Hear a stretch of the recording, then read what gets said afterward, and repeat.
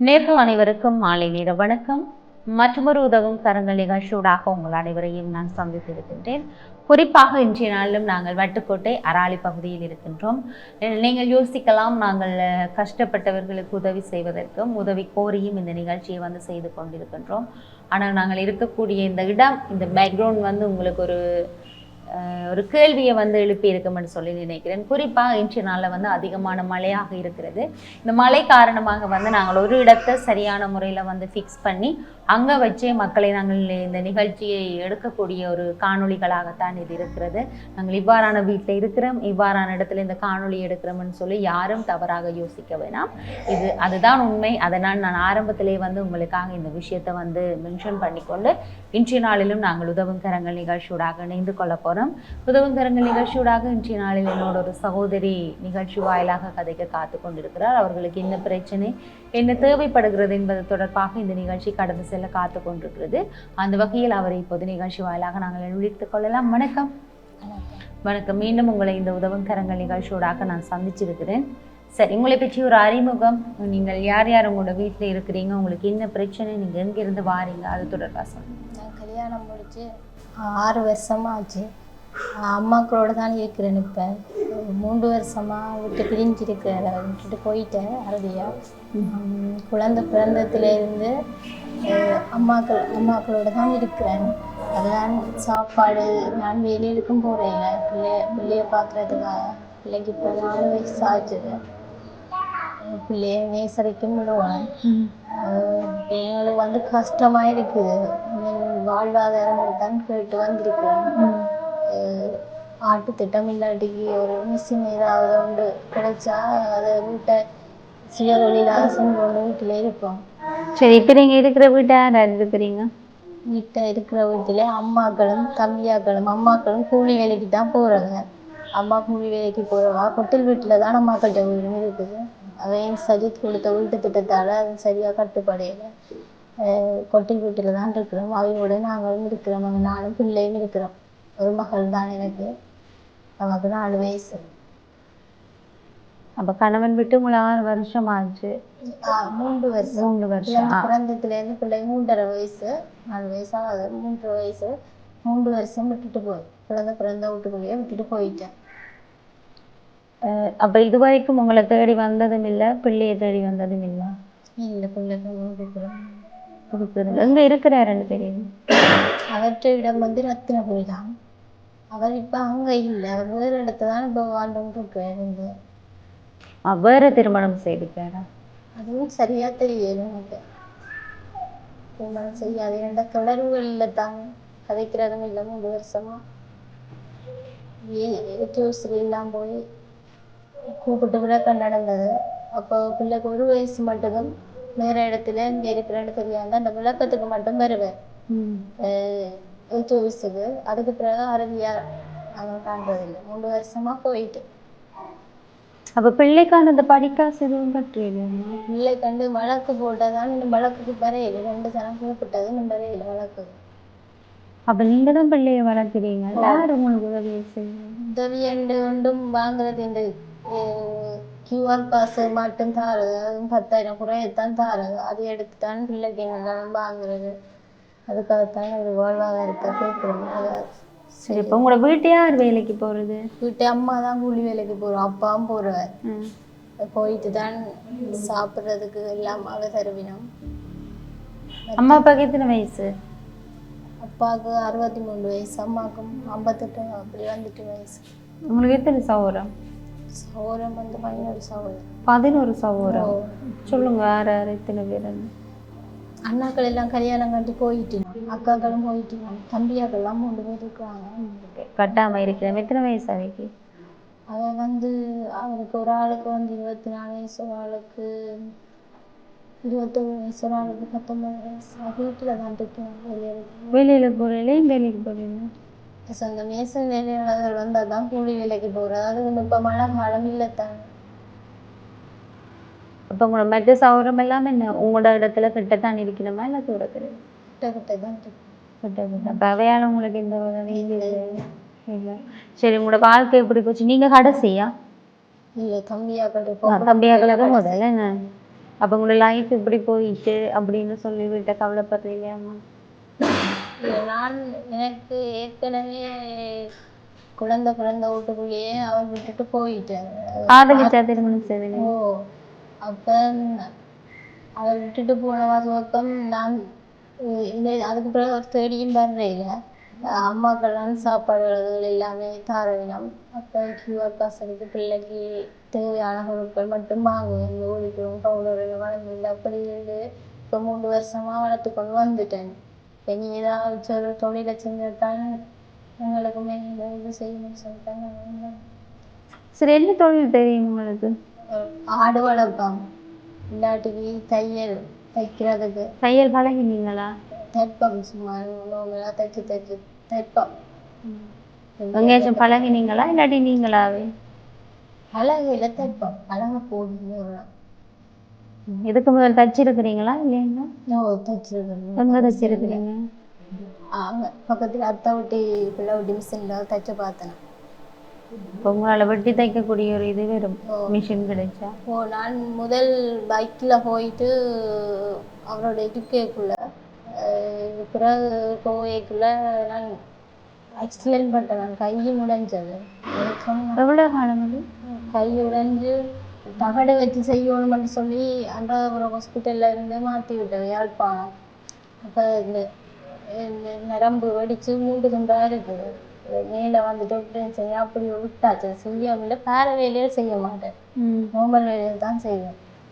குறைஞ்சிட்டேன், விட்டுட்டேன். அப்படியே சரி. அப்போ இப்போ நீங்கள் இருக்கிறது அப்பாண்ட வீடா? ஓ, அம்மா கல்யாணம் எங்கேயும் கொட்டில் வீடு தான். அங்கே மொத்தம் எத்தனை பேர் இருக்கிறீங்க? தம்பியும் அம்மா அப்பாவும் நான் பிள்ளைங்க இருக்கேன். இப்போ உங்களுக்கு என்ன திருமணத்துக்கு பிறகு ஒரு வீடு அப்படி எதுவும் இல்லையா? இல்லை இல்லை, வளவும் ஒன்றும் இல்லைப்பா. சொல்லுங்க. வாங்கவும் இல்லை. அப்போ நீங்கள் திருமணம் செஞ்ச மட்டும் என்ன செய்வீங்க? நீங்கள் யாரோட இருந்தீங்க? திருமணம் செஞ்ச மூட்டம் வாடகைக்கு தான் வீடு எடுத்து இருந்தாங்க. அதுக்கு பிறகு அம்மா வீட்டில் வந்து இருந்தாங்க. அதுக்கப்புறம் விட்டுட்டே போயிட்டேன். அப்படியும் 6 வருஷம் திருமண வாழ்க்கை, அதில் 3 வருஷம் விட்டுட்டு போயிட்டேன். அப்போ அவர் வேற வாழ்க்கையை தேடிட்டார். அப்போ நீங்கள் இப்போ தனியாக பிள்ளையோட வந்து இருக்கிறீங்க. ஆக உங்களை இப்போ பார்க்குறது அம்மா அப்பாவும் இருக்கக்கூடிய 3 தம்பிகள். அப்பப்போ வேலை கிடைச்சா அவங்களுக்கான உதவியை செய்வீங்க. சரி, இனிமேல் நீங்கள் என்ன செய்ய போகிறதா ஐடியாவில் இருக்கிறீங்க? ஆடு வளர்க்கணும்னு சொன்னால் உங்களுக்கு இடவசதிகள் வேணும். அது எல்லாமே இந்த மாதிரி இடவசதி, அதுக்கான சாப்பாடுகள் எல்லாமே வந்து நீங்கள் தான் போடணும். ஒரு வாயில்லா ஜீவனை கொண்டு நாங்கள் கஷ்டப்படுத்த முடியாது. அப்போ அதையெல்லாம் நீங்கள் வடிவாக வளர்க்கக்கூடிய ஒரு இடவசதிகள் எல்லாம் உங்களுக்கு இருக்கா? இடவசதி இருக்கு. இதுக்கு முதல் வளர்த்த ஏதாச்சும் எக்ஸ்பீரியன்ஸ் இருக்கா உங்களுக்கு? இதுக்கு முதல் அம்மா கிட்ட ஆடு இருந்தது, இப்போ இல்லை, வீட்டு செத்துக்குது. இதுக்கு முதல் வளர்த்துருக்கு, தண்ணி வச்சு பிள்ளைகளுக்கு எல்லாம் போட்டு வளர்க்கக்கூட இருக்கு. வளர்ப்போம். எல்லாத்துக்கும் தையல் மிஷின் இருந்தாலும் இப்போ எல்லாருமே வந்து தையலும் சரி அழகு கலையிலையும் தான் அதிகமாக ஈடுபாடு கொண்டு அதைத்தான் ப்ரைவேட்டாக எங்களால் எவ்வளவு படிக்க முடியுமோ படித்தா அதைத்தான் செய்யணும், சுய தொழிலாக. அதையும் நீங்கள் நீங்கள் இருக்கக்கூடிய கிராமத்தில் அதுவே நிறைய பேர் செய்யக்கூடிய ஒரு தொழிலாக இருக்கப்போ அதை நீங்கள் திருப்பி செய்யும் போது அதால் உங்களுக்கு வருமானம் பெறுமா? அதால் உங்களுக்கு ஓடர்ஸ் வந்து கிடைக்கும்னு நம்புறீங்களா நீங்கள்? பெரிய வருமானம் வராதுதான். எல்லாருமே அதுதான் நான் சொல்றேன். உங்களிடத்திலே நிறைய பேரை நாங்க பாக்குறோம். கடையோடையும் சரி வீட்டுல இருந்தும் சரி அவ செய்யக்கூடிய சுயதொழில் வந்து தையல் தான். இப்போ எல்லாரும் வந்து அதை எடுக்க வந்து அந்த ஒரு குறுகிய இடத்துக்கு வந்து எல்லாருக்கும் அது கிட்ட வருமானம் வந்து வராது. அதை விட உங்களுக்கு வேற என்ன தெரிஞ்ச தொழில் வீட்டுல இருந்து செய்யக்கூடிய மாதிரி வாழ்வாதாரமா ஆடு மாடு கோழி ஏதாச்சும் கிடைச்சா உங்களால வளர்க்க முடியும்? ஆடு வளர்க்க முடியும். சாப்பாடு அதுக்கு என்ன செய்வீங்களா? அதுக்கு தோட்டம் போகணும், புல்லு புடுங்கணும், அதெல்லாம் வேற செய்வீங்க? அம்மா வயலுக்கு தண்ணி போடுவாங்க, அம்மா ஆட்டு சாப்பாடு. சரி, உங்களோட பிள்ளைக்கு எத்தனை வயசு? இப்ப 4 வயசாச்சு. 4 வயசாதான். அடுத்தது வந்து அவ பாடசாலைக்கு போகணும், சிறுவர் பாடசாலைக்கு போய் நீ அவன் எதிர்காலமே நிறைய இருக்கு. பொம்பளை பிள்ளைன்னு உங்களுக்கு? பொம்பளை பிள்ளை. சரி, இப்போ இனித்தான் உங்களுக்கு செலவுகளும் சரி பொறுப்புகளும் சரி அதிகரிக்கும். உங்களோட சகோதரங்கள் இருக்கக்கூடிய தம்பியாக்கள் உங்களுக்கு உதவியா இருப்பினமா, சப்போர்ட்டா இருப்பினமா? கஷ்டம் தானே, அம்மாக்களுக்கு வேலை பாலம் இருந்துட்டு தான் போவினோம். அதுவும் கூலி வேலைக்கு தான் அதையும் போகிறது. லேபராக போவினோம்.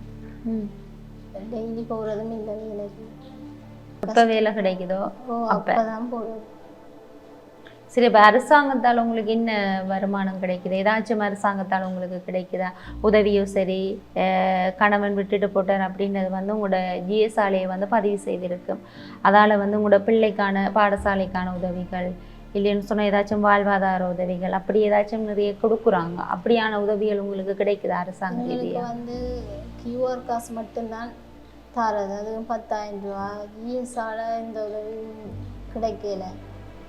சரி, தனியாக ஒரு பெண் தலைமைத்துவ குடும்பமாக வந்து நீங்கள் இருக்கிறீங்க. அப்போ நீங்கள் இப்படி இருக்கீங்க, உங்களுக்கு அந்த பெண்களுக்கு செய்யக்கூடிய மாதிரியான எந்த ஒரு உதவியும் இல்லையா? உணவு பொதிகளாக இருக்கலாம், வாழ்வாதாரமாக இருக்கலாம், சுயதொழிலாக இருக்கலாம். இல்லைன்னு சொன்ன ஒரு இடத்துல வந்து எல்லாருமே வந்து ஒரு தொழிலை பழகக்கூடிய மாதிரியான சுயதொழில்களாக இருக்கலாம். அப்படி ஏதாச்சும் உங்களுக்கு உருவாக்கி தந்திருக்கிறீங்க? அப்படி இருக்கு. அப்படி கேள்விப்பட்டிருக்கிறீங்களா? அப்படி ஒன்று இருக்குன்னு சொல்லி கேள்விப்பட்டிருக்கிறேன். இப்போ நீங்கள் அதுக்கு நான் செய்யணும், அடுத்த கட்டம் இதுதான் என்ற லைஃப்னு சொல்லி நீங்கள் ஏன் அதுகளை பழகாமல் இருக்கிறீங்க? பிள்ளைய வளர்க்குறதுக்காக இப்போ பிள்ளை வளர்ந்துட்டு தானே ஏதாச்சும் செய்யணும் மட்டும்தான் இப்போ ஆசைப்படுறேன். ஏனெண்டா எங்களுக்கு என்று சொல்லி ஒன்றும் இல்லைத்தானே செய்கிறதுக்கு. நாங்கள் செஞ்சால் தான், நாங்கள் வேலைக்கு போனால் தான் நாங்கள் ஏதாச்சும் செஞ்சு கஷ்டப்படாமல் சாப்பிடலாம், என்னென்றாலும் செய்யலாம். அதனால தான் இப்போ பிள்ளை வளர்ந்துட்டு தானே விட்டுட்டு போகலாம். ஏனெண்டா அம்மாக்களும் கூலி வேலைக்கு போடுவேன், பிள்ளையும் விட்டுட்டு போகிறதுக்கு ஆக்கள் இல்லை. அதால் போகாமல் செய்யாமல் இருந்தது தொழில். இந்த வருஷம் உங்களோட பிள்ளை பள்ளிக்கூடம். அப்போ அடுத்த கட்டம் இனி பள்ளிக்கூடம்னு சொன்னால் நீங்கள் தான் ஒவ்வொன்றும் பார்க்கணும். நீங்கள் வெளியில் வேலைக்கு போனால் பிள்ளைங்க படிப்பையும் பிள்ளைங்க எதிர்காலமும் யார் பார்ப்பீங்க? அம்மா வயசானவ, அப்பா வயசானவ, தம்பியாக வேலை கிடைக்கிற நேரத்தில் மட்டும்தான் வேலைக்கு போறீங்க. இனி அவை கொண்டு ஒரு வாழ்க்கை வரும். அப்பா அம்மா எங்களோட இறுதி வரைக்கும் இருக்க போறவர்களும் இல்லை, எல்லாருமே வந்து இறக்கக்கூடியவங்க தான். இப்போ அடுத்த கட்டம் உங்களோட பிள்ளையும் சரி நீங்களும் சரி அடுத்த கட்ட வாழ்க்கைக்கு வந்து போகணும். நீங்கள் நல்ல போல்டாக இருக்கணும், பிள்ளைய வளர்க்கணும், பிள்ளைங்க எதிர்காலமும் உங்களை மாதிரி இருக்கக்கூடாது. அப்போ பிள்ளைங்க எதிர்காலம் வேற மாதிரி இருக்கணும். அப்போ அதெல்லாம் நீங்கள் நினைச்சு என்ன செய்யணும் என்று விரும்புறீங்க? எங்களுக்கு வீட்டுக்கு இருக்கக்கூடிய மாதிரி ஒரு தொழிலை இது செஞ்சுட்டு பிள்ளையும் பார்க்கக்கூடிய மாதிரி இருக்கும். சரி, ஒரு கட்டத்துக்கு மேலே நீங்க இருக்கிறது அப்பா அம்மா அந்த வீடு. உங்களுக்கு சகோதரமே வந்து 11 சகோதரங்கள் வந்து இருக்கலாம். இப்படி என்று இருக்கேங்க நீ நாளைக்கு வீட்டு பிரச்சனை ஒன்று வரும். அது என்ன மாதிரி? வீடு யாருக்கு? வீடு உங்களுக்கா? நீங்க கடைசி வரைக்கும் இருக்கலாமா? இல்லைன்னு சொன்னா உங்களோட சகோதரங்களால பிரச்சனை வருமா? அம்மா அப்பா என்ன சொல்றீங்க? அது எல்லாத்தையும் நீங்க கதைக்கிறீங்களா? ஆராய்ஞ்சு பாக்குறீங்களா? அது எனக்குன்னு சொல்லி தெரியாது. அவைக்குத்தான் தெரியுமா? இப்படி இருக்கிற காலத்துக்கு தான் மட்டும் அங்கேயும் இருக்கலாம். அப்போ உங்களோட சகோதரர்கள் சரிங்கம்மா. உங்களுக்கு எத்தனை ஆம்பளை பிள்ளைகள் எத்தனை பொம்பளை பிள்ளைகள் உங்களோட சகோதரத்துல? சகோதரன் வந்து 4 பொம்பளை பிள்ளைகளும் 7 ஆம்பளை பிள்ளைகளும். அதுல 4 பேரும் ஆம்பளை பிள்ளைகள் கல்யாணம் கட்டி போயிட்டு. எங்க இருக்கணும் எல்லாரும்? பக்கத்துலதான் இருக்கு. ஒரே ஊர்ல தான் எல்லாரும் இருக்கிறீங்க? கொஞ்சம் தூரம் கொஞ்சம் வித்தியாசத்துல இருக்கு. உங்களுக்கு 7 அண்ணாக்கள் இருக்கணும், 3 தம்பியாக்கள் இருக்கணும். என்ன இப்போ இவ்வளவு பேரும் இருந்து 7 ஆண் சகோதரத்தாலையும் உங்களோட வாழ்க்கைக்கு எந்த ஒரு உதவியும் இல்லையா? திருமணம் செய்த காலத்திலேயும் உதவி இல்லை, இப்ப கணவன் விட்டுட்டு போன காலத்திலேயும் உதவி இல்லை. இனி நீங்கள் ஒரு சுய தொழிலை பழகி உங்களோட பிள்ளைய பார்க்கணும்னு சொல்லி விரும்புறீங்க. அப்ப நீங்க கூலி வேலைக்கு போறீங்களா? கூலி வேலைக்கு போறேன். இவ்வளவு காலத்துக்கையும் போனதில்லை, அம்மா தான் வேலைக்கு போய் உங்களை பாக்குறா? சில வேலை பின்ன டைம்ல போவேன். நாற்று கேட்டா போறது அம்மாவோட சேர்ந்து. அதால உங்களுக்கு எவ்வளவு வருமானம் வரும் ஒரு நாள்ல? பின்னேறம் போனாது டெய்லி இல்லை, அந்த எப்பயாச்சும் இருந்து பிள்ளைக்கு வாங்க போல காசு டெய்லி வராது. சரி, இந்த மழை காலங்களுக்கு வந்து தோட்ட வேலைன்றது வந்து முற்றாக இல்லாம போயிடும். அந்த டைம்ல என்ன செய்றீங்க? இந்த டைம்ல வேலை இல்லை, வீட்டுல தான் இருக்கலாம். அப்ப உங்களோட 3 நேரம் சாப்பாடு, பிள்ளைங்க செலவுகள் எல்லாமே பார்த்து அந்த கியூஆர் காசு தான். கியூஆர் மாசம் கிடைக்குதா? 3 மாசத்துக்கு ஒருக்கா கிடைக்குதா? 2 மாசத்துக்கு ஒருக்கா கிடைக்குதா? அது மாசம் தான் தாரது. இப்ப தரையில இந்த வருஷத்தான் காசு இன்னும் கொடுப்படையில. உங்களுக்கு டிசம்பர் கிடைச்சதா? டிசம்பர் உங்களுக்கு கிடைச்ச 10,000த்துல நீங்க என்ன செய்யறீங்க? 10,000 ரூபாயில பிள்ளைக்கு சாப்பாட்டுக்கு சாப்பாட்டுக்கு 3000 4000 பெரிய அது பிள்ளைக்கு செஞ்சு கொடுக்குறது. ரெண்டு பிள்ளைக்கு தேவையான ஓவியம் பவுடர் வாங்கி தரது பிள்ளைக்கு அப்படி வாங்கிடுவேன். ஆனால் போன டிசம்பர் இந்த காசு எதுவும் வாங்கலை. பிள்ளைக்கு தண்ணி போட்டு புத்தாக்கு கொப்பி எல்லாம் வாங்கினாங்க. இந்த வருஷம் பள்ளிக்கூடம் உதவும் சொல்லி அவாட்டி போயிட்டு காசு எல்லாம் ஒன்றுமே இல்லை. இப்போ இனி என்ன வேண்டி இருக்கா வாங்கி பள்ளிக்கூடத்தை பள்ளிக்கூடம் யூனிஃபார்ம் தைக்கணும், சேர்க்கிறதுக்கு காசு வேணும், சைக்கிள் ஃபீஸ் கட்ட 2500.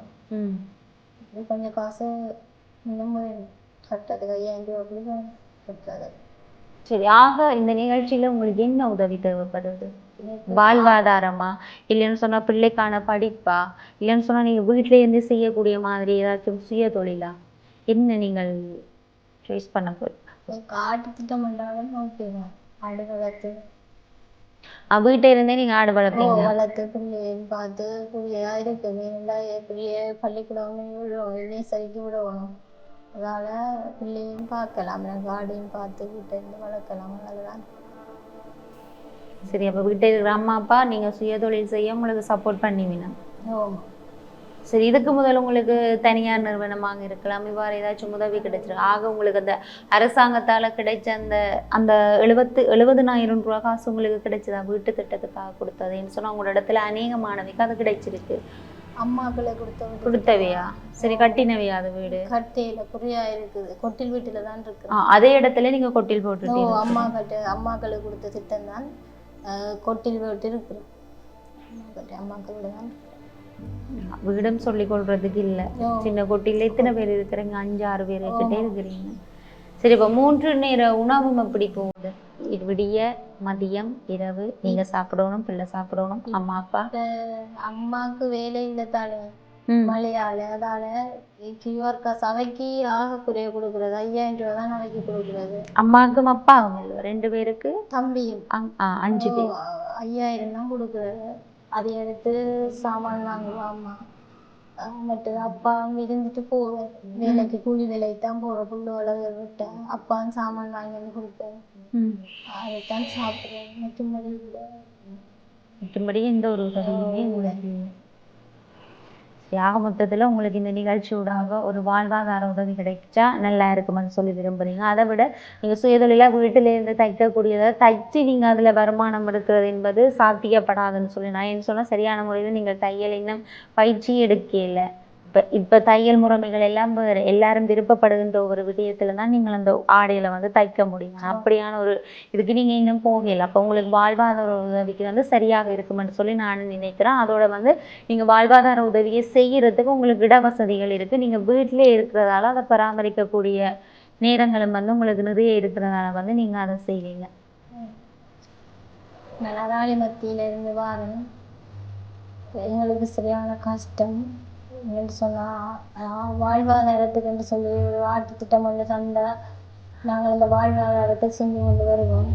இந்த பிள்ளை பள்ளிக்கூடமே சரியும் போடணும், எங்கள் படிப்பு செலவு, அம்மாக்கள் கூலி வேலைக்கு போய்த்தான் எங்களை பார்க்குறேங்க.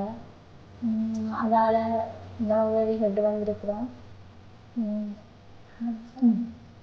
ஃபோன் நம்பரை மேற்கு நான் சொல்கிறேன், 77 69 95 976. சரி, உங்களோட இடமும் சரி, உங்களுடைய தொலைபேசி இலக்கமும் சரி இதுல பதிவு செய்திருக்கிறீங்க. இந்த நிகழ்ச்சியை பார்க்குறவ கட்டாயம் உங்களுக்கு ஒரு வாழ்வாதார உதவியை செய்யணும். அப்படி இல்லைன்னு சொன்னா உங்களுடைய பிள்ளைங்க எதிர்காலத்துக்காகவும் அந்த படிப்புக்காகவும் யாராச்சும் உதவி செய்யணும்னு சொல்லி நானும் ஆசைப்படுறேன். சரி, இன்றைக்கு இவ்வளவு நேரம் ஆச்சு. அப்ப இன்றைக்கு என்ன நீங்கள் பிள்ளைங்களுடைய சாப்பிட்டது?